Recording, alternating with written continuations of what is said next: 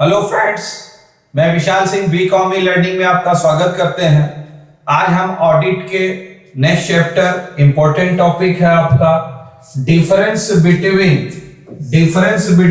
Accounts and audit के विषय में बताई जाएगी। सर्वप्रथम हमें यह बताना है कि आप ये वीडियो को स्टार्टिंग से एंड देखिए, और यदि आप चाहते हैं तो मेरा आपसे अनुरोध है कि आप लोग प्रत्येक टॉपिक का एक इजीली अपने हिसाब से एक नोट बनाइए, जिससे आप नेक्स्ट एग्जाम में किसी भी ग्रेजुएशन की हो, सीएस के हो, सीए की हो, आप उस टॉपिक्स पर अपने एग्जाम को अच्छे से क्वालिफाइड करिए।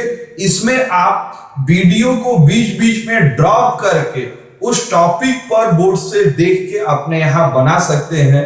मैं आपकी सुविधा के अनुसार इसे इजीली प्रस्तुत कर रहा हूं। फर्स्ट आपका टॉपिक है, इंपॉर्टेंट टॉपिक इसके अंतर्गत आती है function. Difference between the, first हम आपको बताएंगे कि अकाउंट्स के अंतर्गत आपको फर्स्ट है account main function completely of the accounts in the accounts book, subsidiary book, journal entry, subsidiary book, ledger, trial balance, profit and loss account and balance sheet. ये accounts के अंतर्गत ये प्रिपरेशन आप step wise तैयार करते हैं। But audit inspection of the accounts book, जो accounts की रिपोर्ट्स आपने तैयार की है, उन सभी खातों की जांच कौन करता है? ऑडिट करती है। तो ऑडिट उनके बैलेंसों को चेक करता है, ऑडिट उनके बैलेंसों को चेक करती है। जैसे हम आपको यहां बताना चाहेंगे,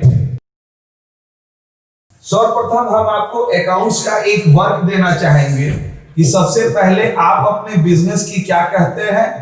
जर्नल एंट्रीज करते हैं। जर्नल एंट्री के बाद आप क्या बनाते हैं? सब्सिडियरी बुक बनाते हैं। सब्सिडियरी बुक के बाद आपके बिजनेस का लेजर बनेगा। लेजर के बाद आपके बिजनेस की ट्रायल बैलेंस बनेगी। ट्रायल बैलेंस के बाद आपके बिजनेस का फाइनल अकाउंट होगा, जिसे हम ए कहेंगे trading. Profit and loss account बनेगी। अब बी आपके बिजनेस का क्या बनेगा बेटा? बैलेंस शीट बनेगी। ये बिजनेस की टोटल वर्क आप क्या करेंगे बेटा? अकाउंट्स बनाएंगे। सर्वप्रथम ये अकाउंट्स में, then the differences of the audit. अब आपको यहां पे हमें बताना है कि ऑडिट में क्या डिफरेंस होगा। तो बिजनेस की ऑडिट के अंतर्गत, अभी मैंने पिछले वीडियो में बताया, पुनः आपको बताना चाहेंगे, in the check of the your financial statement, वो वहां आपकी एंट्री करने नहीं आएगा, वो आपके बनाए हुए बुक्स। अब फाइनेंशियल स्टेटमेंट क्या है? Subsidiary book, ledger, trial balance, trading, profit and loss account की आपको क्या करेगी? चेक प्रस्तुत की जाएगी। नेक्स्ट स्टेप आपको यह बताता है कि differences of the accounts and audit. Second step के अंतर्गत आप आते हैं person. Account is a organisation preparation of the your business. यह हमेशा किसकी होती है? एक बिजनेस ऑर्गेनाइजेशन होना चाहिए। बिजनेस ऑर्गेनाइजेशन क्या होगा? Shop, agency, stockist, wholesaler, company, public company, private company, या OPC, NPC, OPC, one person of the company, non profit organization, trust act या सोसाइटी एक्ट के अंतर्गत ऑर्गेनाइजेशन होने वाली संस्थाएं, school, college, trust, club, hospital. This is the business concept in the business organization, in not for in the profit. अगर वो profit ले रही है तो भी ठीक, नॉट प्रॉफिट ले रही है, सबका आप अकाउंट्स बनाओगे। तो सभी अकाउंट्स का एक प्रिपरेशन होगा, तो वो बिजनेस।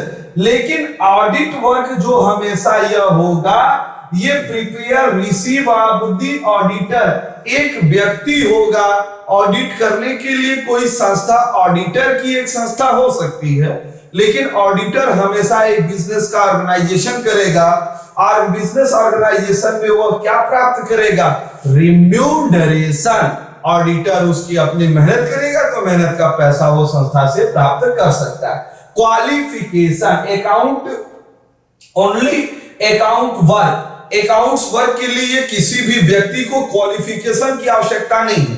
अगर वो उसे अकाउंट बनाने का नॉलेज है तो वो अकाउंट्स का वर्क कर सकता है। बट ऑडिटर के लिए एक क्वालिफिकेशन कैग के द्वारा ऑल ऑफ द अकाउंट्स की जानकारी किसी व्यक्ति को होगी, वही ऑडिट कर सकता है। अगर किसी व्यक्ति को ऑडिट की जानकारी नहीं लेकिन अकाउंट की जानकारी, तो अकाउंट बना सकता है।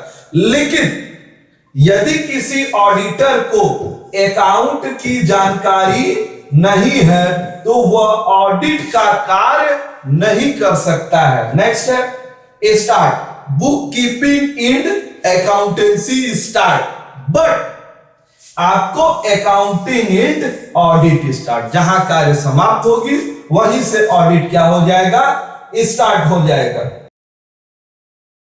रिपोर्ट, फर्स्ट ऑडिट के अंतर्गत accounting report of the other person, accounting कोई भी रिपोर्ट अदर पर्सन नहीं देता है, वो अपने इंस्टीट्यूट में ही देता है। वो अपने अकाउंट्स का रिपोर्ट बनाएगा, अपने डायरेक्टर मैनेजर जो भी उसके सीनियर पर्सन है उसको ऑलरेडी वो पुटअप होते हैं। But auditor in the reporting of the other person, या अदर पर्सन किसको देता है? वो संस्था की वेरीफाइड और संस्था की ऑर्गेनाइजेशन जानने के लिए वो क्या होता है? ओनर, हमेशा वो अपने ओनर को देता है। अगर ऑडिटर की रिपोर्ट कंपनी शेयर होल्डर में है तो शेयर होल्डर भी ऑडिट से अपनी रिपोर्ट मांग सकते हैं, ये ऑडिटर पर्सन है। नेक्स्ट है rule, accounting is a fixed rule, बस डबल ट्रांजैक्शन सिस्टम, लेकिन ऑडिट उनकी वर्क के अनुसार वो अपना काम करते हैं, इसके लिए कोई फिक्स्ड रूल यहाँ पर उनके लिए नहीं बना कि कैसे करना है। वो अपने सिस्टमैटिक नेक्स्ट चैप्टर में वो ऑडिट प्रोग्राम बनाते हैं, मैं आपको बताऊंगा। वो प्रोग्राम के अंतर्गत ऐसा टाइमली वर्क करते हैं कि समय समय पर कंप्लीट हो जाए। नेक्स्ट है development, development accounting work start the 1494 double transaction system, but audit company act 1913 में, कंपनी एक्ट में कंपलसरी कर दिया गया कि सभी कंपनियों को अपने ऑडिट कराना अनिवार्य। आपने पूरे वीकॉम लर्निंग पर difference between the accounts and audit के पूरे वीडियो देखे, इसके लिए मैं आपको धन्यवाद कहता हूं।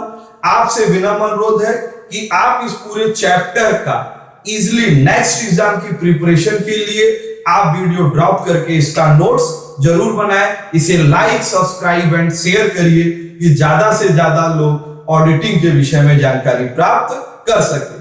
Thank you.